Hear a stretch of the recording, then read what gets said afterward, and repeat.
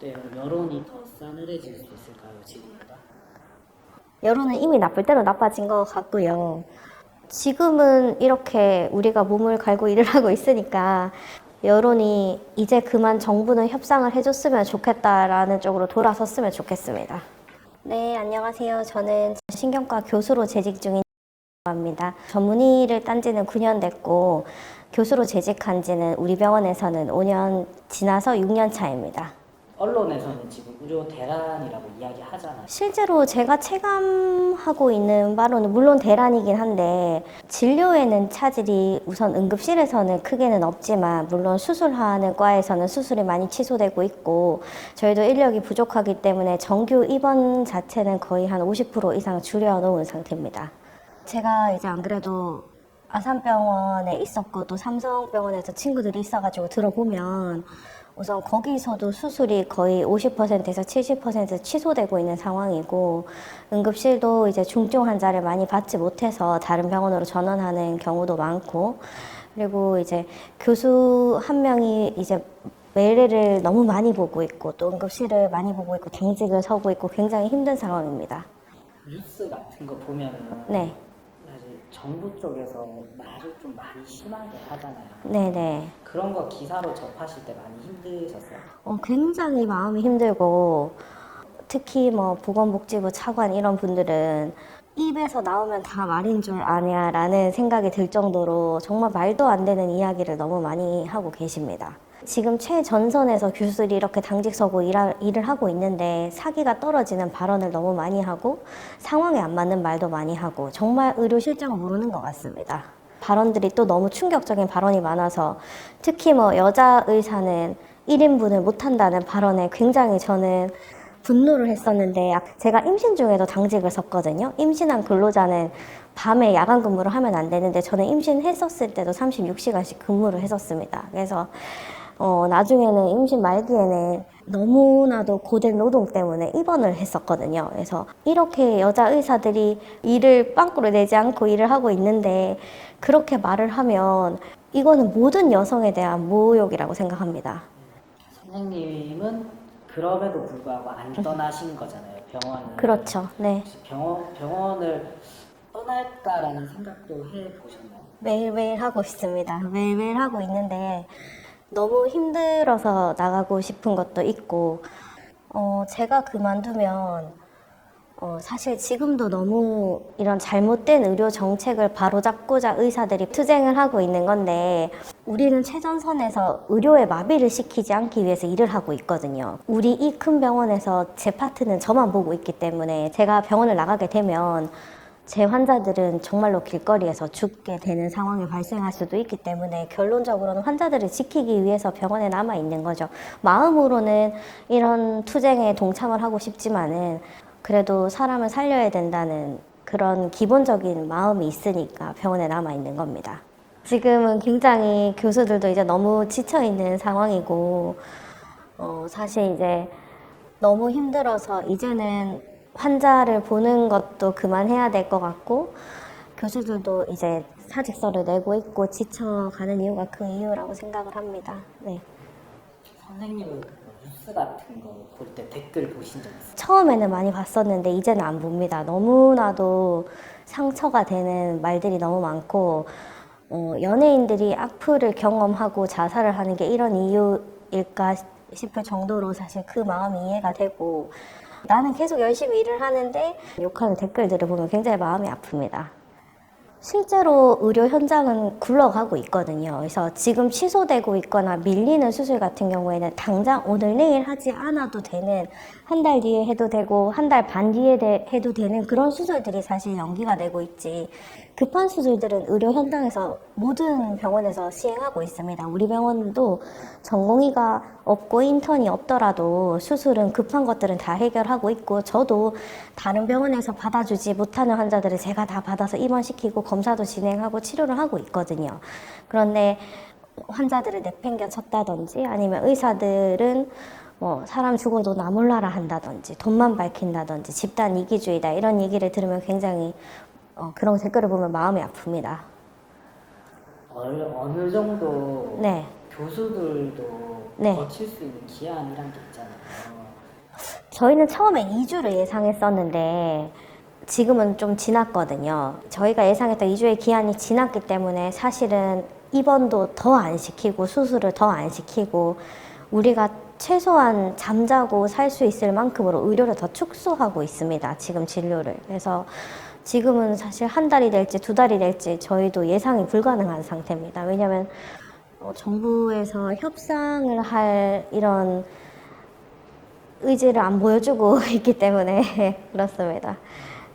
그리고 지금 아시다시피 의대 학장들은 막 삭발을 하고 반대를 하고 근데 총장들은 또 증원을 신청하고 이런 상황이어서 굉장히 해결이 되는 게 어려울 것으로 예상하고 있습니다.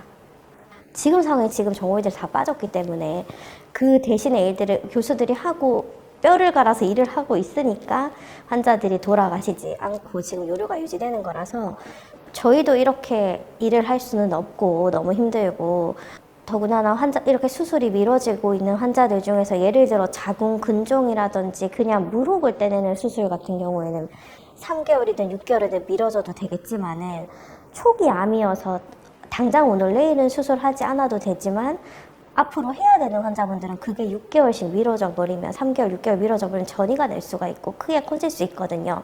그래서 이 사태가 장기화가 되면 절대로 안 됩니다. 그 35세 이후의 의사가 연봉 뭐 2억에서 4억 정도 그냥 받을 수 있는데 네네네네.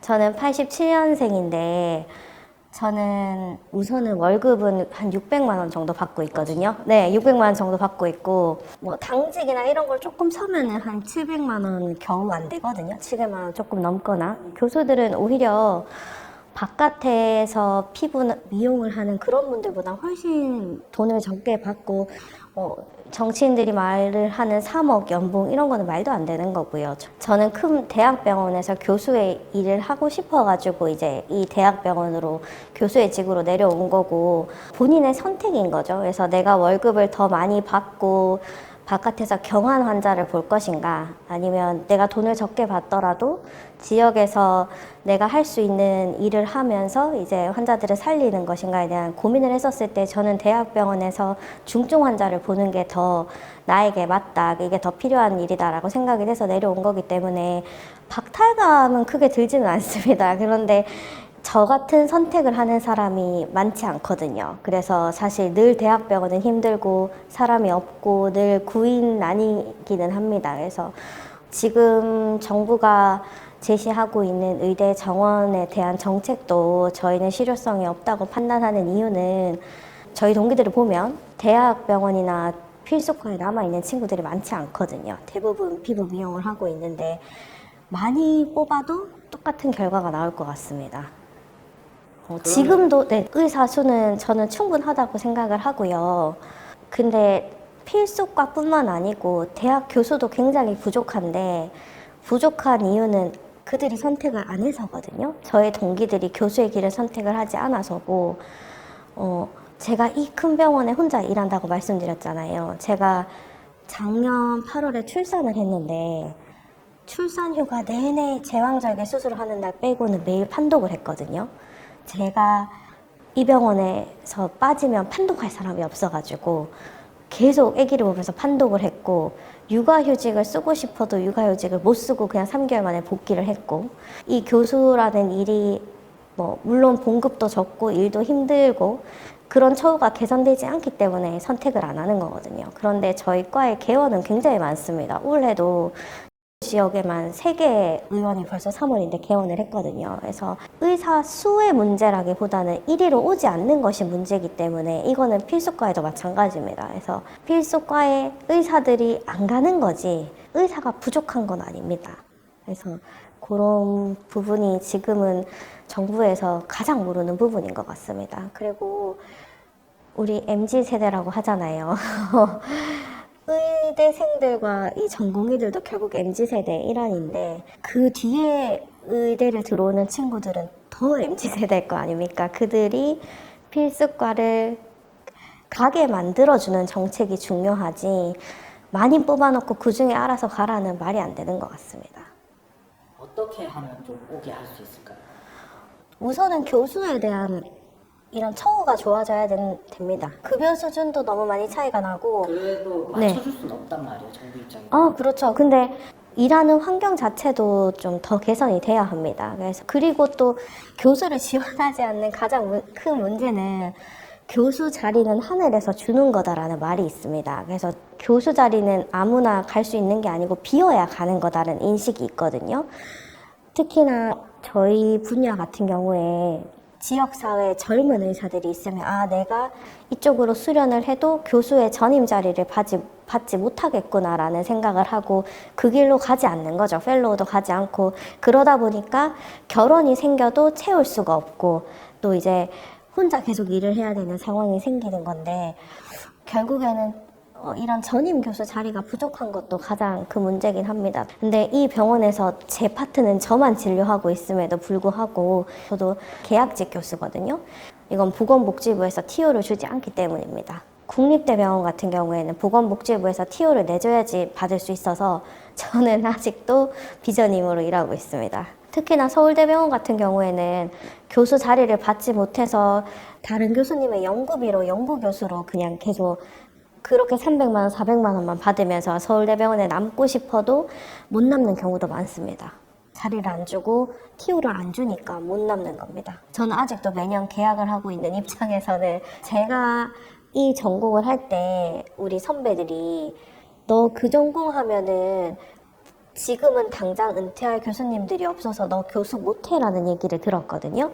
그래서 이 전공을 할까 말까 고민을 굉장히 많이 하다가 그래도 나는 교수 이 파트가 좋아서 공부를 더 하고 싶어서 사실은 이제 빅3 병원에 가서 조금 더 펠로우를 하고 했던 건데 그래서 모교에 남지 못하고 이 병원으로 오게 된 것도 사실 여러 가지 TO 문제도 있습니다.